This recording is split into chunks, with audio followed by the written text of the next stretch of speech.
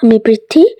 আর এই বছর প্রথম দিনের জন্য আমরা একটা রেস্টুরেন্টে গিয়েছি। ওখানে আমরা প্রথমে বসেছি, আমরা 6 ফ্যামিলি।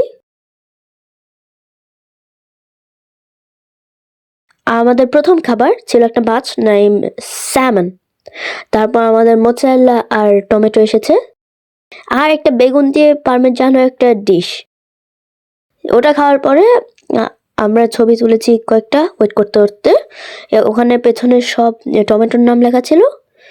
আর তারপর আমাদের পিৎজা এসেছে। পিৎজা এটা আমার মাম্মার পছন্দের। আর তারপর আমাদের চিপস এসেছে,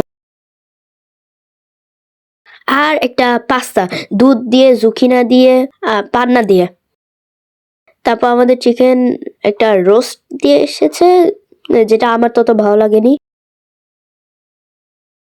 তারপর ফ্রিতুরার ভেতর ছিল মেরলুৎ মাছ, যেটা হচ্ছে একটা সাগর থেকে একটা মাছ।